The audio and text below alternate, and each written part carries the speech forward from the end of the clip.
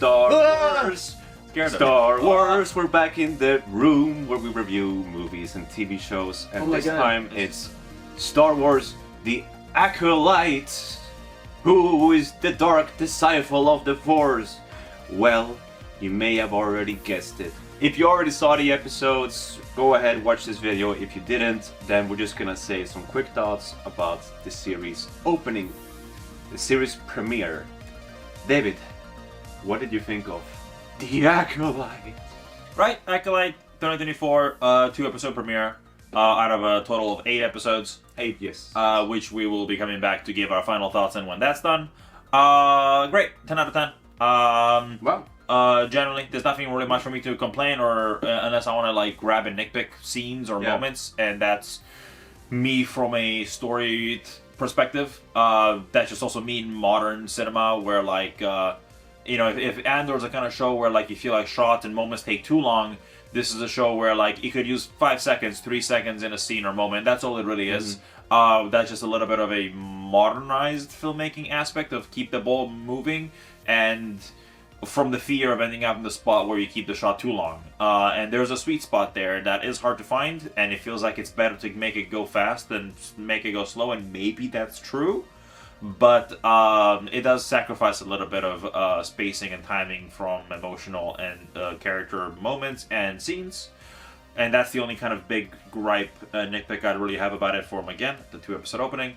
Acting is fine. Cinematography is good. Location and set design is fantastic. Music took a second to get there, but it got there. I agree. And the overall story has been fun. It's a murder mystery, basically. I think that's the most accurate way of putting it. And it's been fun. I've liked what they've done. So far, so good. The opening is strong. Hopefully they can end it and also stay strong throughout it. Maybe another happy landing. Yeah, maybe another happy landing. That's kind of where I'm at with it, I think. Yeah, I have similar thoughts. I can't go as far as to say like 10 out of 10 about it, because I think my emotional investment wasn't quite there yet. Right. I had some moments where see what their relationship has been with the Master Soul, with Amanda Stenberg.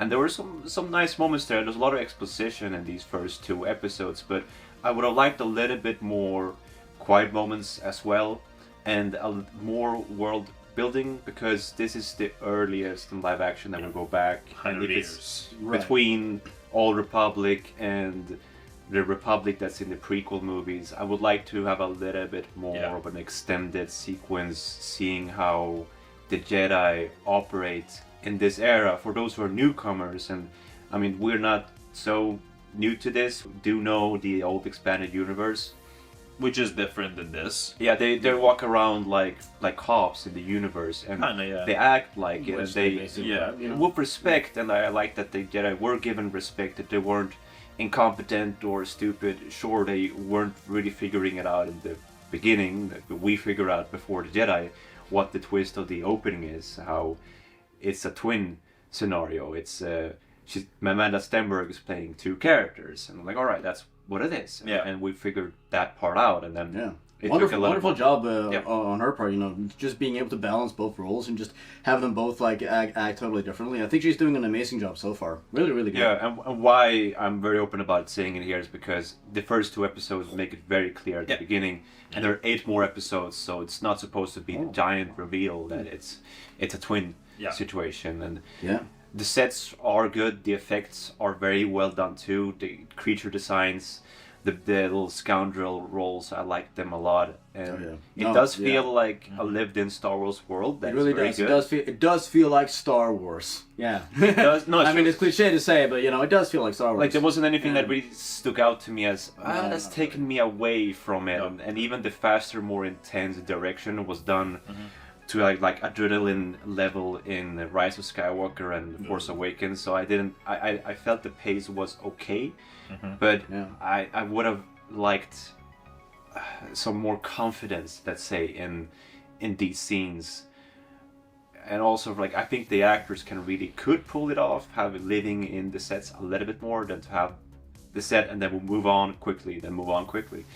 But we'll see if the rest of the episodes kind of even out a bit more, and they were feeling like this isn't as strong, so let's cut this faster. But the ending of both episodes, I didn't like. Yeah, very abrupt. And I kind of have a feeling this is just going to be how the show's going to go, which is just odd for pacing's sake. It's just like, and that was the episode, and now we would cut. That was it. That would make no sense. You know, instead of just being like, you know, extremely incredible like cliffhangers or whatever, it's just like, oh, the episode's done, which makes this, at least these first 2 episodes, feel like more of a continuous like scenes from movies. You know, it doesn't feel like you know, episode to episode. It just feels like, oh, and now it ends, and now it continues again. Yeah. Like we're like hype us a little bit, like tease us, make us want more.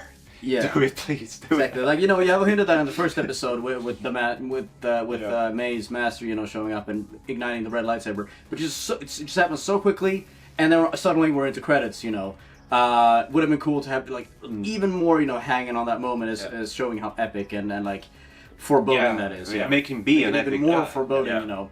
But I am excited to see where that goes next. I mean, to share my thoughts, like you guys have both mentioned, I walked away with a very positive first impression, at least of the first 2 episodes, and I'm looking forward to see where the story goes next.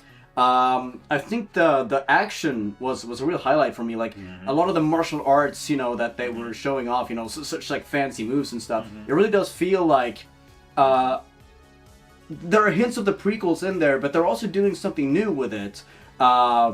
And I really like that.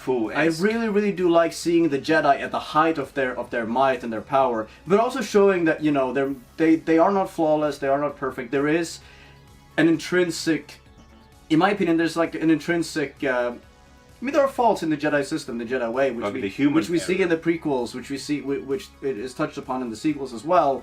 But yeah, overall, I really liked the episodes. I thought the cinematography was great. Acting was really good. The actress playing May and Osha playing the double roles. I think she's a standout so far. Yeah. I really like the other actors too, like Master Soul and Daphne Keenan, like full on makeup. Like it looks really convincing. It looks like a Star Wars alien. And you know what I thought? The way she was speaking, sounding a little bit like Queen Amidala. Oh my God! I god! was expecting her to say "committee" at some point. Yeah.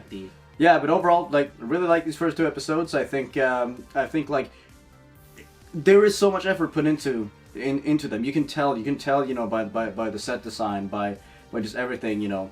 I personally really liked it. I hope others will as well. And I'm excited to see where it goes from here, because you know, shows can have very strong beginnings and then sag a lot in the middle, or the opposite, and then they can, you know, stick the landing or not. I guess we'll see. But for the first 2 episodes, I had a good time, and I'm glad to hear that you guys did as well. It was a pretty calm time, you know. It didn't thrill me to that level where I am on the edge of my seat. But it was a pretty calm time, feeling like this is kind of like business as usual in the Star Wars world. So nothing that's blown my mind so far. But who knows? We'll see where this goes. Yeah, you gotta set the stage, you know. Nothing so far that breaks canon in the mythology of Star Wars. We gotta find out who that master guy is. Indeed. And that's gonna be a deal breaker, potentially. We'll see how they do that. And also, yes, the acting was good. It took me a while to warm up to some of the characters. I think Master Soul, the moment when he did believe that Amanda Stenberg's character, Osha, wasn't the killer of the Jedi, Dennis reacted to the moment too. We liked it. I thought it was wonderful. That was the moment when I went, alright, I think I do warm up to this guy, because you're not doing the cliche of he's not gonna believe he's not gonna believe, you know, whatever. No, I really like that. You can see that he has compassion and that he does care about his former Padawan. I really liked that moment. I thought it was great. And same goes for the other good character building moment. Some really good like small character moments, like in the very first scene, you know, when the Jedi just saves the random civilian. She just decides to save her and decides to look out for the little guy. Very, very good Jedi moment, you know, of a Jedi, you know, putting others before themselves. Really good character moment, and there were a lot of really like nice character building moments, you know, small and big, in these first 2 episodes that I really appreciated. Mm-hmm. Yeah, so it's like we warmed up to the characters, and even the other 2 believing that Osha is innocent in this case, and like having them see the good it's helpful for us viewers to also trust them because we got to see that Osha was innocent. And I am disappointed that we didn't get more Carrie-Anne Moss. I am disappointed. We'll see. I mean, she's right there front and center. It would be for me, it would be very strange to have her be front and center in all the marketing and everything, just to have her be in the very first scene and then just die, you know. So I think we'll see more of her. My theory being that there will be flashback episodes showing why May wants revenge on the Jedi, and she will be in those a bit more prominent. Or we do a little Force resurrection like they did in Rise of Skywalker. Let's avoid that. I'm pretty sure they pretty much confirmed she's dead. We move on. Yeah. Which is, I think, the right move, to be completely honest. Maybe. I mean, it does show that May is a dangerous foe, you know. That is pretty interesting. And I think her character, like, she did have a very dignified exit of saving a civilian instead of herself. Like that's probably how a Jedi wants to go, you know. So that was a good moment. But I do think we'll see more of her, probably in flashbacks. Probably. I hope so. Yeah. And I agree with David. The music took some time for it to stick out a little bit more. It's Star Wars. We need some themes. We need some orchestra. It's supposed to be that way. It's a visual symphony. So please bring more Star Wars-like themes to the next episodes. Thank you. Says a devoted fan. Oh, I'm a fan. Service me. Ooh, I like that. Whoa. All right, David. Would Yes. you continue watching The Acolyte on a weekly basis? No, 100%. I will genuinely, excitedly look forward to waking up and putting it on. Genuinely. Like, I look forward to being like either the first thing I do in the morning to get my day started to watch it, or first thing I do when I have a free moment that day to watch it. Yeah, genuinely. Yeah, cool. Genuinely look I'm forward curious to see it. 100%. Same here. Genuinely 100%. great. Really excited to see where it goes from here. The only thing that will disappoint me is the inevitable endings. Yeah. As long as they keep the same pacing and story beats they have been so far, I'll be satisfied. Good job, Disney! Because that's good. Oh yeah, and Manny Jacinto from The Good Place, he was actually really funny in this role, like naturally funny. Like He's a good the scoundrel guy. Yeah, I think yeah. that No, he was great. He was not great. forced humor to me. I think that humor actually worked. No, Yeah, it felt very. The humor there felt very the natural. charisma of the character. It felt a part of his character. It felt a part of the world. You know, it wasn't like they just stopped dead in their tracks to deliver some like stupid one-liner that just like dragged the pacing to a halt. No, there was like one moment where Master Soul is like, "Who is he?" and he just goes, "I thought he was with you." That was a really funny moment, and it felt very natural. You know, it felt like a natural, like, you know, he didn't understand what he meant. Yeah, it was cool. Delivery was a good job. He has a riz, as the kids say. Indeed. And Kevin, look out for your own cameo. Oh my god. Cut that. I'm Paul Dennis. Cut that out.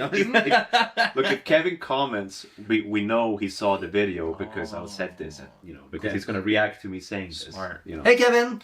Hello. Hello, Inca. Enjoy your vacation. People who don't watch this stuff. Oh, like, you know. Nice. Well, thank you for watching our video. Look forward to our review of the series as a whole in whatever. 6 weeks. Oh my god. And then we will evaluate who the Acolyte is. It's that one. It's that one. That's the Acolyte. Yeah.